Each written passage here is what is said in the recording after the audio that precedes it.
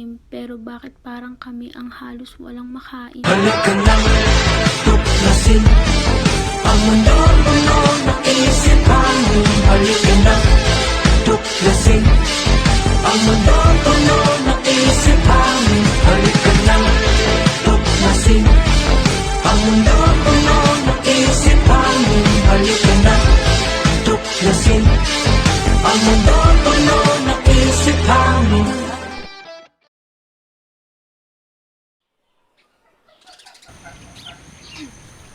Pasensya na anak, tis-tis muna, mahina nga ni. Okay lang naman po tay eh.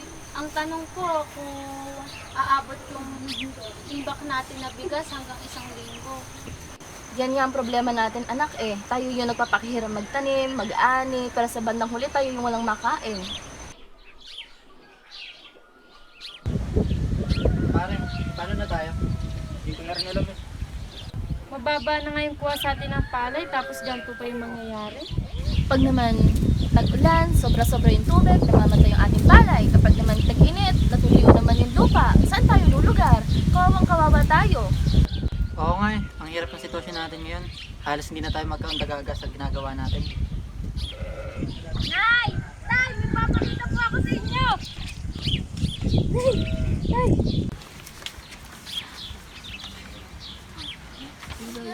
Oh! Ano to? Ano bang kikitain natin dito? Kakalokohan nata tayo dito. 8 piso? Ang hirap na nga ng buhay tapos ganito pa? Nasa atin ata lahat ng mga problema sa mundo. Luging-lugi na tayo sa presyo na yan. Aba, sobra yung pagod natin, tapos may ibebenta lang natin ng 8 piso?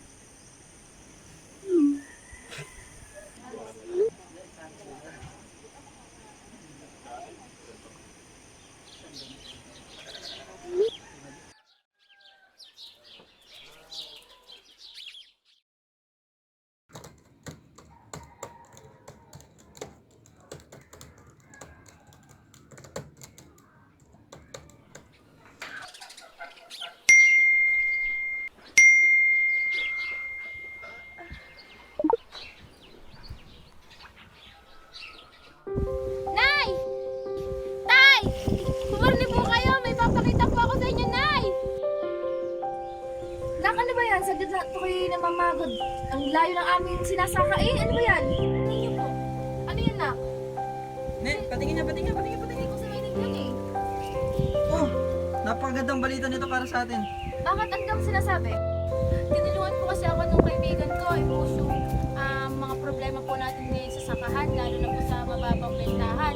Ngayon po, ang dami po nag-message sa akin na gusto pong tumulong sa atin. Aba anak, isang napakagandang balita.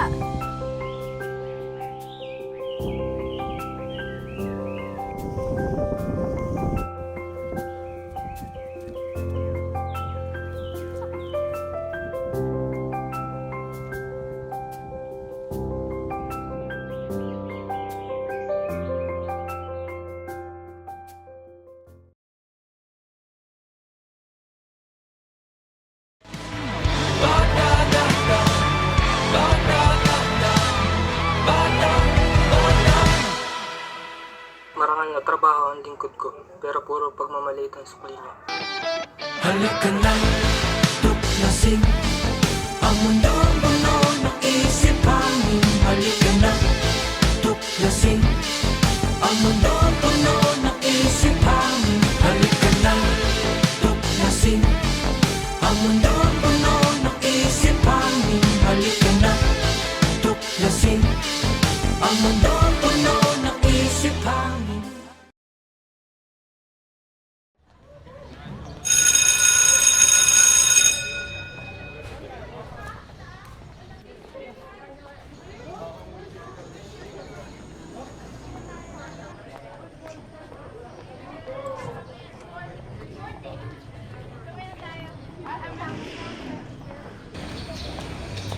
Ma'am, good morning po. Good morning.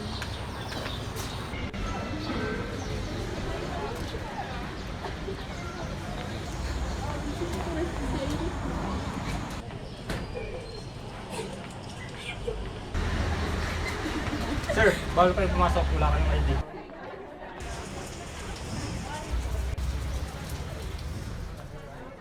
Wala kang pake.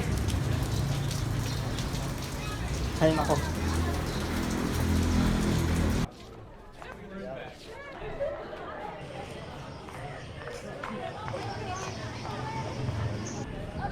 Sir, ID po. Sa bag.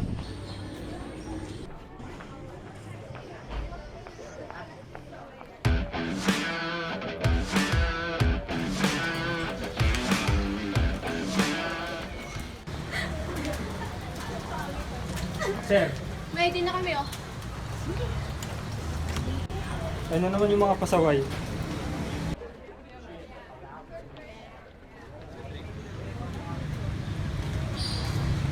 Good morning.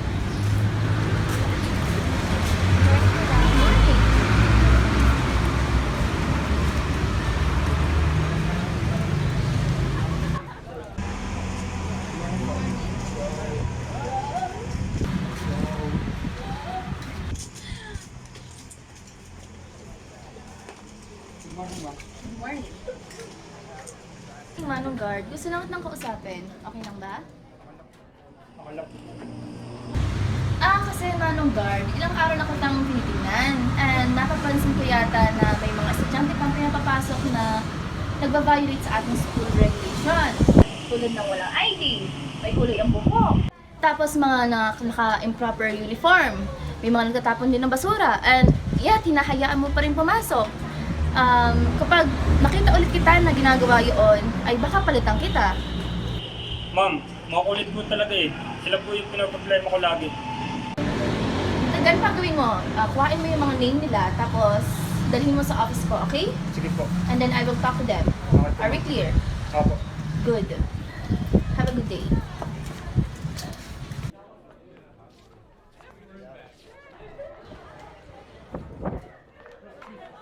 Ano naman yung mga pasaway?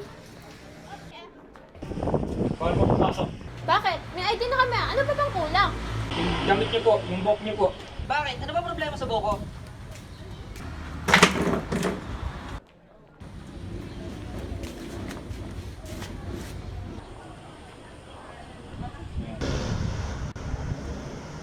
Ano ba klaseng rules yan? Sino ba nagpagawa niyan? Papapasukin mo ba kami o hindi? Ay sir, Alam mo ba wala akong trabaho kung wala kami dito? Angas mo ah. Guide ka lang naman dito ah. Kami nagpapasahod sa inyo dito. Tandaan mo yan.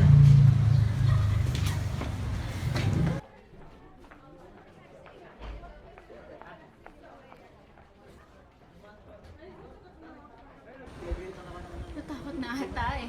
Dapat lang.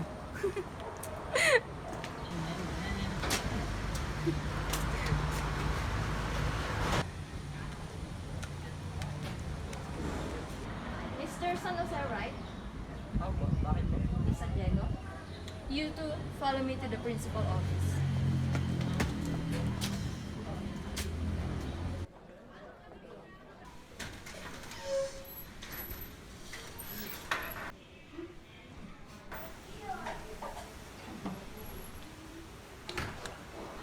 Good morning, Miss San Jose and Mr. San Diego. You may have a seat. Miss San Jose and Mr. San Diego, alam niyo ba yung dahilan kung bakit kayo nasa office ko today? Opo. Nabalitaan ko yung ginawa niyo kay Manong Guard. And do you think na tama ba yun? Hindi. Bakit niyo ginawa yun?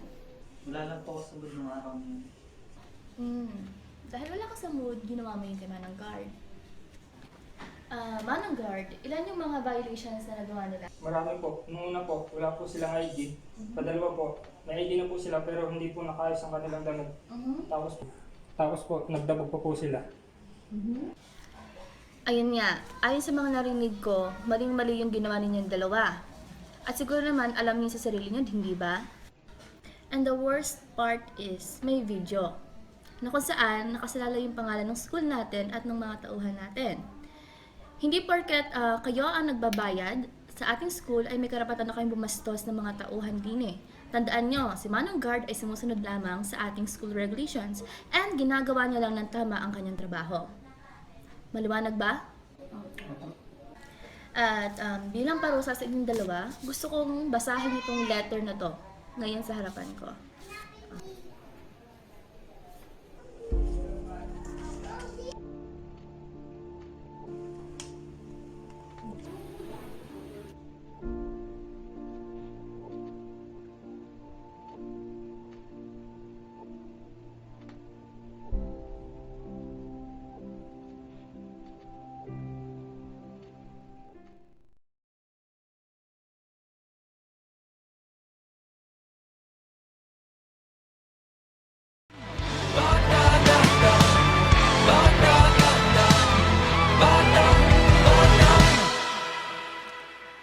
Ang gusto ko lang naman ay magtrabaho para sa pamilya ko. Pero bakit sakit at pasa ang nakuha mula sa kamay niyo? Halika na, tuklasin ang mundong buno ng isip amin. Halika na, tuklasin ang mundong buno ng isip amin. Halika na, tuklasin ang mundong buno ng isip amin. Halika na, tuklasin ang mundong buno ng isip amin.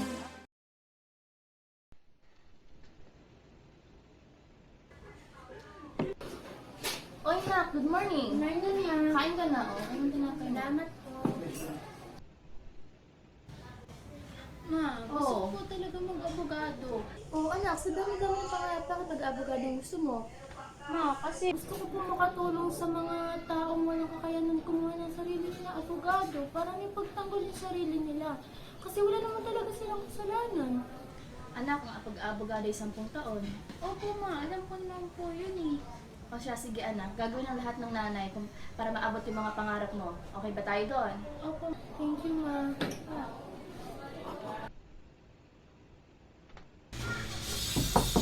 Anak?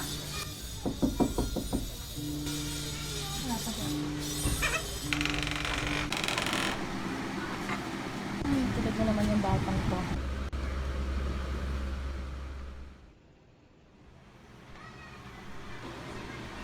Ay, ito talagang bata ha? Tanghali nga, tulad ka pa din. Ang taas ng pangarap mo, anak, natutuwa ako. Hayaan mo anak, gagawin lahat ni nanay para matupad yung mga pangarap mo. Basta gagawin mo rin ang lahat ha. Tulungan tayong dalawa ha. Galingan mo ha, mahal na mahal kita. Basta gagawin lahat ni nanay para sa'yo.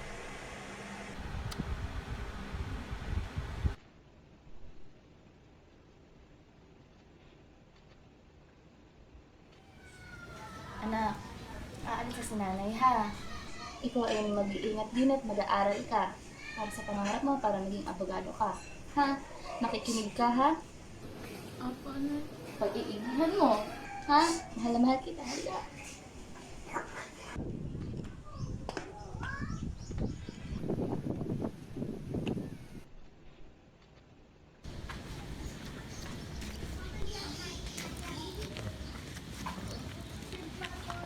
Ma. Ma, mag-iingat ka din, ha? Oo anak, ikaw mag-aaral ka din ha. Mag-iingat ka palagi. Opo. Mamimiss kita, ma. Mas mamimiss kita. Mahal na mahal kita.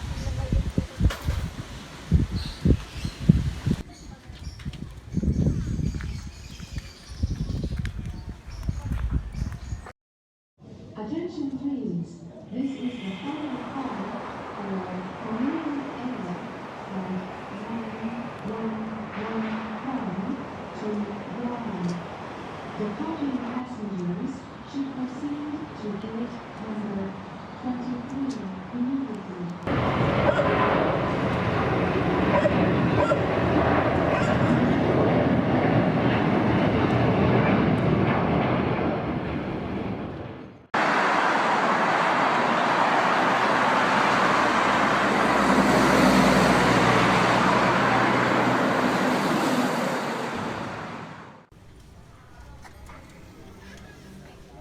Hi madam. Ni hao ma. Please, come in, come in. Abasit.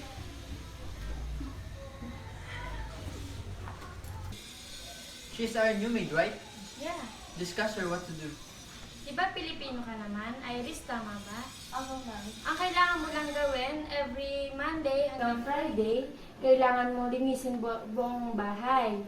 kailangan kada uuwi kami ni sir mo, kailangan malinis lahat. Ayaw namin na makikita na makalat ang bahay.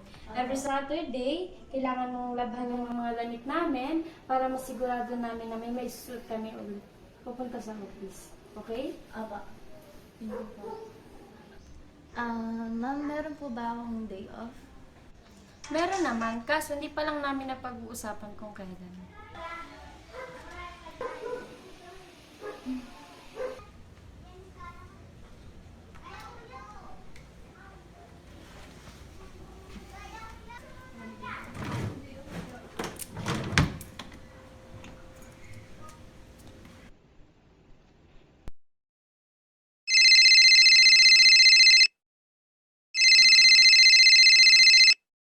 Anak, nandito na ako. Namimiss na kita agad. Ako din po, ma. Miss na din po kita. Alam mo ba, anak, ang bait-bait ng amo ko din eh. Tapos alam mo ba yung isa kong amo? Kapwa Pilipino ko. Mabuti naman po kung ganun, ma. At mabait pala yung amo mo. Makakahinga na din po ako ng maluwag.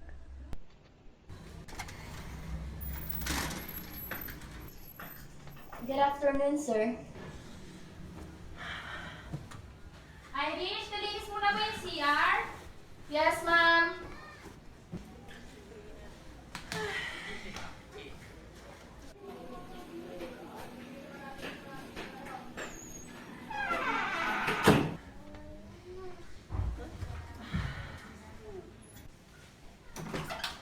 Oh!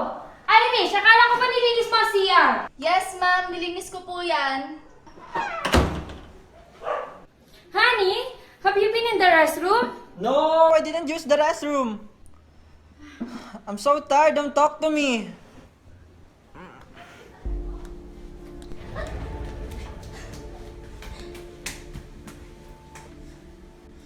Kita mo ba yan? Kita mo yung kalat na yan? Yung mga putik na yan? Yan tabo? Anong klaseng trabaho yan? Ma'am, Ayusin mo nga! Nilinis ko nga po yan, ma'am eh.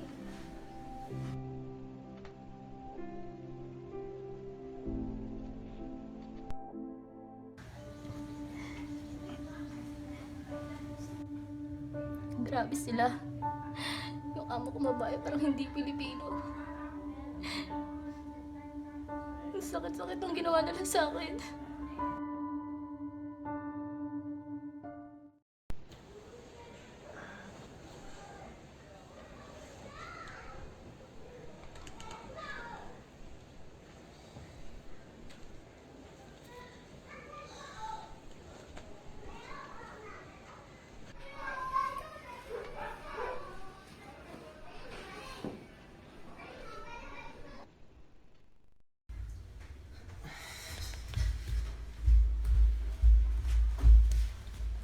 Honey, where's my phone? Honey, I don't know. Please ask Irish for her phone. Irish, where's my phone? Sir, I don't know. Honey, I really need my phone. I don't know where's your phone. You really don't know where's my phone? No, sir, I really don't know. Where's my phone? I don't know. Where's my phone? I don't know, sir. Where's my phone? I don't know.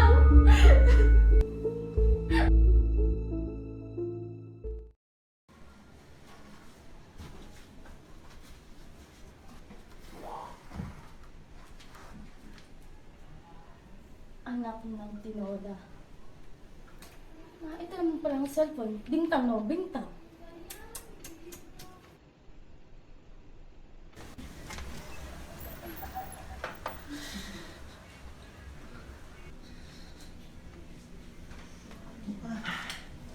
Oh, my phone is right here. You stole my phone, right? No, sir. Stop lying. Just tell me the truth. I found it under the sofa. You're lying. I didn't. Hoy! Bakit mo sinisigawan ng asawa ko, ha? Pinagbibintangan niya ako eh. How dare you! And now you're hurting my wife. Stop, sir! Stop! No! I didn't do anything! No!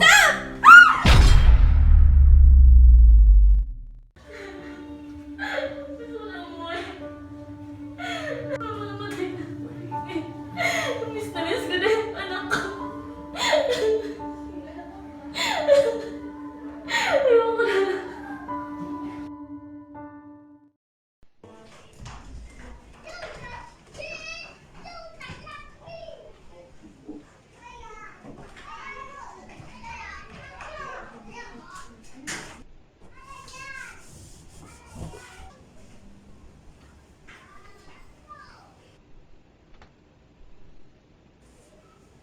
Bakit nandito po si ni Sir? Para saan kaya itong susing to?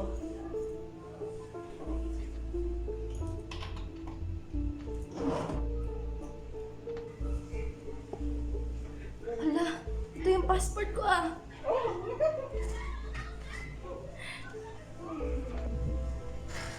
Takas lang ako. Uuwi na ako sa amin.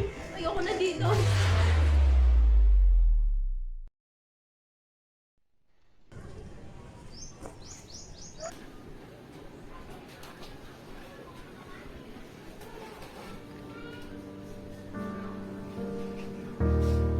Buti naisipan mo pa umuwi. Ilang taon mo ako ngayon nabandun na. Anak, sorry. Naghirap si nanay dun eh. Hindi ako nakauwi agad eh. Sorry ha. Huwag mo akong hawakan. Hindi mo ba lang ako naalala? Anak, sorry. Sobrang hirap naman. Ang tagal-tagal kita hinintay. Sorry. Andito na si nanay. Tawag niyo nanay. Resha! Happy birthday to you! Happy birthday! Maraming taon na rin ang lumipas at syempre napatawad ko na din si mama. At ngayong isang ganap na abogado na ako, hindi ko hahayaang hindi niya makakamit ang hustisyang para sa kanya. Ilang taon akong nag-intay, ilang taon akong nagtiis, namuhay ng walang mama. Kaya ito na yung panahon para makabawi at protektahan ko siya. At ito na rin yung panahon para tuparin ko na yung matagal kong pangarap. Ang makatulong sa mga taong nangangailangan